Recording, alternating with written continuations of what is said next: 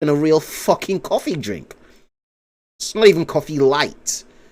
Wait, David Pacman and what's it called? Jesse Lee Peterson had a little back and forth. I never thought that would be a world that crossed. Well, two worlds that crossed. Oh. Let's see. Nigel Farage crashing. We like to hear a bit of that. Hi guys, can you spare a thought and a prayer for poor Nigel Farage at the moment? It's so difficult for him to ride two different horses. I like this guy's accent too. Like, is it Irish? I think it's Irish. It's Irish. It's got to be one of them Irish accents. But it's the Irish accent I like though. There's quite a lot of accents in Ireland actually. Quite a lot. And I'll be real with you, I don't like them all. I don't like them all. There was a guy I was speaking to on the phone today at work. And yeah, he had an accent. And I wasn't sure if it was Irish, because it also sounded a bit Eastern European too. And I did not hear a word. Actually, that's a lie. I would catch bits, you know, when it like almost like I was coming back to life mid-conversation. And I would just hear a bit. Like he said he got shot at one point. And I was like, where have we come from? Where the fuck are we come from? And then I heard police, and then I got lost. I don't know what he said after that. And we were on the phone for a good half an hour. Half an hour we were on the phone. And it got very, very weird because he would talk a lot and then he would laugh. He would laugh. And obviously I have to laugh too because I don't know what the fuck he's laughing about. So I'm laughing too. I'm like, ah. Like, what are we laughing about? I don't fucking know. But it's just to get him moving, bro. Get him fucking moving. If I laugh, he laughs. He moves on to the next thing. Fucking hell. It was a weird call. A weird call. I was trying my best to ship this guy off to someone else, bro. Because I was like, bro, I don't know what you're saying. On the one hand, he has to now pretend that he despises Vladimir Putin after years of admiring the dictator. This change of heart is, of course, related to the current view of the British public. The second troubling situation for the Reform UK leader is that his love for Donald Trump is costing him support. His ability to win over disgruntled Tory voters is now on the rocks. Here he was giving an interview to Sky News. That's what we fucking love. And the struggle was real. Have a listen. Mono, do you I like it because it's like they got him in a chokehold now. It's like, what do you do, bro? Because obviously, like, the disfavorable position is to be defending the dictator that is Vladimir Putin. It's like that is obviously the wrong thing to do, and most people know that, except for Trump's sycophants. You know, those are the only ones. That's it. So you doing that, knowing that, well, apparently if you want a position, you know, in the UK higher than what it is right now, if you want a standing in the UK where your voice can actually make an impact, I don't think that's what you're going to do to get support. Because who the fuck is supporting that? The only people supporting that are morons that are too easily dissuaded by misinformation. Even people that aren't on the internet. They still exist. Like, they still exist. They just need to hear this nonsense and go, what the fuck are you talking about? No, Donald Trump calling Vladimir Zelensky a dictator. I applaud President Trump for launching peace negotiations. They're not peace negotiations, you charlatan. Of course they're not peace negotiations. If there were peace negotiations, then one of the parties, the stakeholders would be there. The most important stakeholder would be there. Ukraine wasn't there. Like at all. Like, I'm sorry. What was the peace? And this whole nonsense about like, oh, when there's war, you know, it's peace that we all want. I don't know what that means, bruh. Peace for who? Who's deciding the peace? The two sides come together and say, yeah, let's make peace. When does that happen? Usually something happens before that, before two sides can make peace. You know, usually justice has to happen. You know, sides have to feel like justice has been met, and then we can have a peaceful, you know, agreement that we will both part our separate ways. But what do you think happens when you just do a peace? Oh, well, let's just peace. Forget everything else that happened. Let's just all move forward, because this is a storybook where great men can just ignore all the atrocities and just move on, and for the betterment of mankind, let's stop all the soldiers dying. Let's all shake hands and let's all move on. Yeah, that's what happens in movies, right? In fucking made up fantasies and stories. There's not a single war where that just happens in real life. You get the justice and then you move with the peace. Or you just have what Israel and fucking Palestine are doing with a ceasefire. You just say, okay, you know what? Let's have an artificial, little break right now where we're not gonna do anything, but that doesn't mean anything stopped. That doesn't mean anything is stopped. We're gonna carry this on. We're gonna carry this on at a later time and a later date. You know what I mean? That's what we have ceasefires for. Oh yeah, peace negotiations. But I'm gonna not speak to Ukraine about what they want. You know. They're just going to accept the peace. They're just going to accept the peace. Ukraine, and they were excluded. These are not peace negotiations. This is about bringing Russia in from the cold. This is about rebuilding relations with Russia because Trump cares about that more than he does about peace. This is about pandering to Putin. Our strategy appears to be backing up Ukraine for 3 years into an endless war that they are going to lose at massive cost.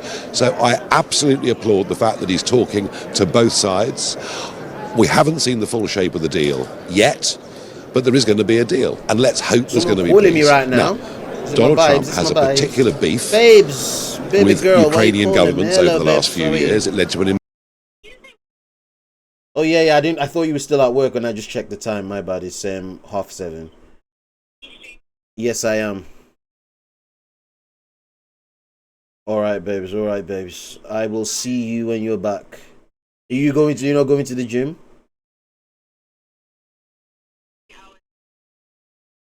I see. That's not a problem, then. That's not a problem. I'll see you when are you getting the cat food? Okay. All right then. Bye. I love you. Bye.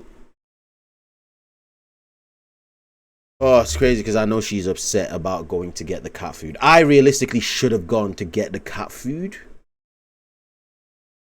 But it's just one of those things where I'm just going to have to take the L for not getting the cat food. Because I should have gone. After I finished work, just going, you know what? I'll go to Asda, get the cat food. But I can't do that now because she's already going to go get it. So I'm fucked. Impeachment because of the relationship with the Biden family. And I tell you what, Zelensky, whether you like him or not, has to have elections at some point in time. So let's look big. That's not, of course he's going to have elections at some point in time. You just can't have fucking elections during war. Do you know the kind of nightmare that is? To change presidents in the middle of a fucking war? When you have the other side, who's Vladimir fucking Putin, who's been in fucking charge for 20 plus years, you're not asking him. You're not asking him why he's been in charge for so long. Instead, you're looking at you. Oh no, don't make, like I said, it's not for logical people to be talking about it like this. You know what I mean? Because these people, they're clearly pandering to those that don't really give a shit about. Whether what's true, what's not true, what's logical, what's not logical. It's Donald Trump said it, so that's what's happening. That's the truth. That's the side I support. So that's it. Nigel Farage, he doesn't really give a fuck about any of this. Bro's just trying to pander to whoever the fuck he's around. He's a slimy worm. That's what he's always been. That's what he'll continue to be. So, yeah. Picture. And the big picture is that Trump is doing a great job. Do you think Volodymyr Zelensky is a dictator? No, of course. I mean, don't be ridiculous. But you never. Is that ridiculous? Donald Trump has called him a dictator. Donald Trump has called Zelensky a dictator. Is that ridiculous? If that's what he thinks, that's what he thinks. Is that ridiculous? Take everything Trump says, not literally, truthfully. Just take everything Trump. See. Because then, the thing is, right, you're going to have real people using that argument too. And it's what is the point now if the president can just go on fucking live TV, have a whole national fucking talk, say the craziest things, not just misinformation, disinformation throughout, and then you go, yeah, take what he says, don't take everything he says seriously, take some of the things he says with a grain of salt. How are we supposed to know that? How is Ukraine supposed to know that? How is anybody supposed to know what the fuck we're supposed to take? Other than, this guy just said, why would I take it as any other thing other than what he just said? Why are we now applying, stupid logic that we don't apply to anyone else? Nobody in your real life does that. Nobody in your real life speaks to you says something to you, and then you go, you know, I think you actually meant something else by that. And then go, oh yeah, you know what I did. And that's that now. That's just the conversation. That's the conversation. That's that. I meant something else completely. Yeah, you're right. You're right. What do you mean I went to work this morning and then I sat there for 8 hours? You didn't do that. You know what? You're right. I didn't do that. I was just joking. I was just joking. I was just joking. I never happened. I'm a silly boy. I'm silly. But not literally. It's pretty pathetic, isn't it? I'm a silly boy. He's doing everything he can to defend Trump. Because he has to. Because he's tied his cart so tightly to Donald Trump that he can't abandon Trump at this stage. Trump doesn't give a crap about Nigel Farage, but Nigel Farage has invested so much in Trump that he can't walk away. Like, imagine the guy has just said it all, and then you go, yeah, but that's not what he meant, though. That's not what he meant, though. So it doesn't matter what Trump says, Nigel Farage will have to defend it. Try and twist it to mean it's something else. Donald Trump literally called Zelensky a dictator. And Nigel Farage can't walk away from that. So instead he tries to twist it, spin it.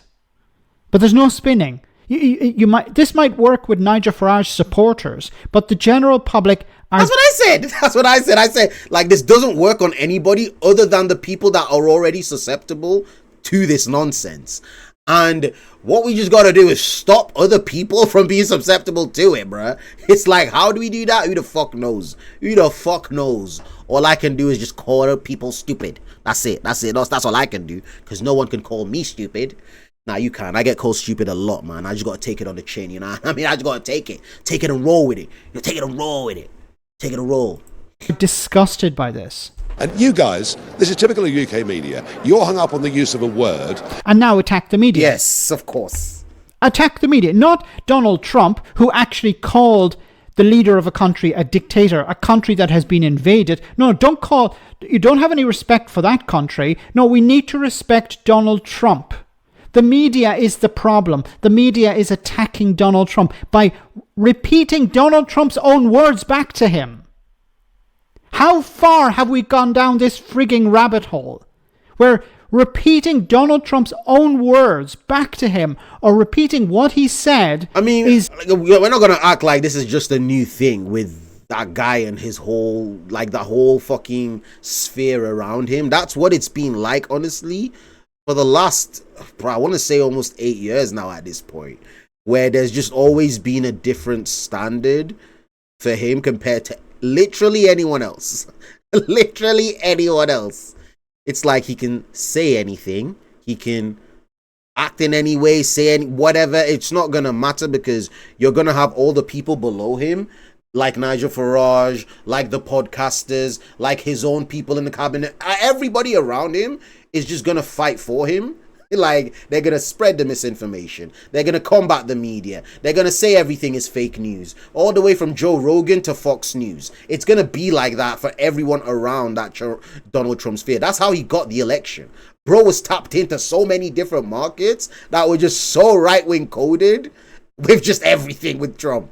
It was like, so all that disinformation and misinformation that reached them, they were parroting it. They were spreading it. Even Joe Rogan, that bitch-ass motherfucker, and the nerve of him to be like, oh, guys, you know what? I was actually on this side, and then I changed because of this and that. And it's like, oh, what do you mean this and that? And it's like, oh, God, Kamala, man. It's like, what are you... And it's quite clear that when he speaks, this guy, once again, gets his information from Twitter. He only speaks to people on that side of shit. Even his own fucking boy, Jamie, has to fact-check him about damn near every episode to be like, bro, you're just wrong about the things you're saying now. You're just straight up wrong. But unfortunately, the other side, in terms of the left-wing media, doesn't really operate in that standard, because, bro, left-wing media is just going to hold everyone accountable. You know what I mean? Whether you're on the right or the left, it's like, you're going to be held accountable because all they care about is money. Left-wing media only give a fuck about money. It's like, they only give a fuck about money. Right-wing media also used to be like that until Trump came in, and it was like, okay, now we got to care about money and also use Trump as this vessel to make even more money. Make even more money. The problem not the actual words that Donald Trump said himself. Donald Trump is Donald Trump so without agency that we have to try and find ways of understanding what he said? We have to try and make up a narrative for him? Is he that much of a frigging child? He's launched a peace process that might save hundreds of thousands of lives. It's not a peace process. It's not a peace process. How can you have a peace process without the most important stakeholder? This is once again about improving relations between the US and Russia. Donald Trump, I keep saying, he wants to make money out of this. We have if we don't have words. Very important words. P-E-A-C-E. That's the big word that matters. Why hasn't Donald Trump articulated that? Because what he has articulated are falsehoods, one of which is Ukraine started the war. Do you think Ukraine started the war? I mean, read the words carefully. What are we He talking won't answer about? the question. It's a simple question. Did Ukraine start the war? It's a simple answer. What do you mean, read the words carefully? What do you mean? Did I not hear the words? Did I not hear them right? Did he not say that? Of course it did not. Ukraine did not invade Russia in 2014. Ukraine did not invade Russia in 2022. Nigel Farage is not stupid. He knows the answer, but he can't go against his leader, his boss. I don't know what is this relationship It's between such a weird relationship. Nigel Farage and Donald. It's like a fucking, I don't know, man. It's like a child who's always wanted a dad in their life for so long, and then all of a sudden they've met this figure now, and the guy's just kind of there doing his thing. But this child who's wanted a father for so long has now finally seen this man that he feels like, yo, I have like something really like within me that's connecting with this guy. And the other guy's just kind of just doing his thing. And he sees this little bitch ass that's coming up to him, trying to sniff his bumhole. And he's like, okay, you know what? Like, you can be useful to me. So I'm just kind of going to, you can be there. You can be there. And he's just like, yeah, daddy loves me. Yeah. That's what he has to be like at this point. And that's what it feels like. Because it almost feels like Donald Trump doesn't really know who Nigel Farage is. Yeah, he'll get him on to talk at one of these events and name him as like, he's one of the leading figures in UK, da-da-da-da-da. And it's like, do you know anything? I can guarantee if you ask Donald Trump anything about Nigel Farage, even ask him what party Nigel Farage is in charge, he's not going to know. I know he's not going to know. Donald Trump. Is it just sycophantic? He loves Donald Trump so much that he can't criticize him. He can't call him out. See, the problem for Nigel Farage is the more he doubles down on this, the more he's going to discourage people from voting for Reform UK, because the majority of people in Britain look at what's going on and are absolutely disgusted. Disgusted that Donald Trump is calling Zelensky a dictator, disgusted that he's siding with Russia, disgusted that he has kept Ukraine out of any peace talks, and disgusted with the way he and his vice president have treated the United Kingdom and Europe and other allies. He doesn't literally say Ukraine started the war. Vladimir Putin started the war. Didn't he? Didn't he say literally that Ukraine started the war? Are you saying that he didn't? No. He can't. He'll say what he believes, but he won't criticize Trump. You notice that. Okay, he did. If you're happy, he did. Do you think it's good? If you're happy, he keeps doing this. He did it another time as well. If you want me to say that, then I'll say that. He won't criticize Trump. He's incapable of criticizing Trump. And I think this could actually be Nigel Farage's downfall. Because he doesn't... Because I'm gonna be real, like in the UK, there's not really any kind of interest to really be this kind of a lick-ass towards Donald Trump. Like, there's really not. You can do your whole fucking nonsense with, your nationalism and, anti-immigration, sweet. But, like, I don't know what the whole, everything Donald Trump does, I'm going to just bend the knee to, because then you just end up with shit like this, where it's like you get caught in that whole bubble of just, that American bubble, bro. Like that American bubble that the rest of the world kind of look on and go like, what the fuck, man? Like, what the fuck? Even the people in America look at the other side and just go like, what the hell? And yeah, here in the UK, that's not really beneficial to you. Like, you're not going to have people that are going, oh yeah, you know what? Russia's the good guys in this. Like, we all know, we all saw, like, the Ukraine war only started a fucking couple of years ago. Shit in Crimea was 2014. The invasion was it 2019 or 2020? It's like, bro, that was only a couple of years ago. We know. we know what happened. We know how he did it. We know why he did it. So now to pretend that, like, that whole time period just wasn't a thing is very, very strange. It's very, very strange. And it's the same thing that they got going on with COVID too. It's like, I was on the phone to some guy at work talking about the COVID scam. I'm like, bro, what are you talking about, the COVID scam? Like, so were people not dying from it? I'm so confused. Like, I can understand that you might think, oh, Messi, maybe it was blown out. But what is this scam? That they just lied about it existing? Like, best behave, please. Stop. It was a plot by the global elites to transfer wealth. It's like, bruh. The global elites that have been transferring wealth to themselves for a long time just found an opportunity to make even more money now with COVID. That's what happened. That's what happened. Your average Tory voter who's considering voting for reform is looking at this and going, wait a minute, we're supposed to be on the side of Ukraine here. We've been on the side of Ukraine. And here we have Nigel Farage picking Donald Trump's side. And that's a problem for your average Tory voter. Got peace It's negotiation. not a question about anybody being happy. It's a question of what the President of the United States, the single most influential individual in solving this conflict, potentially. He doesn't want to answer the question because he knows he's painted into a corner. He painted himself into this corner when he decided, I'm going to defend Donald Trump over everything else. Like, Donald Trump would not defend Nigel Farage. Of course not. It's a very strange relationship they have. Donald Trump doesn't give a crap about Nigel Farage. He wasn't even invited to the inauguration. Boris Johnson was invited, but Nigel Farage, no. What does that tell you about that relationship? But once again, Farage is in this position where he has tied his cart so tightly to Donald Trump. Because it's the same thing even with the ones in America where, like, all the media and, like, all the ones who are fucking, you know, bowing down on their knees to Trump, they all have to kind of parrot the same thing. You even had Ben Shapiro trying to go, oh, well, you know, Ben Shapiro's always had his fucking shit. And even he was like, God, it's like, maybe Trump is just trying to, you know, he's trying to back Putin into a corner. He's trying to throw some fireworks in there. It's like, what?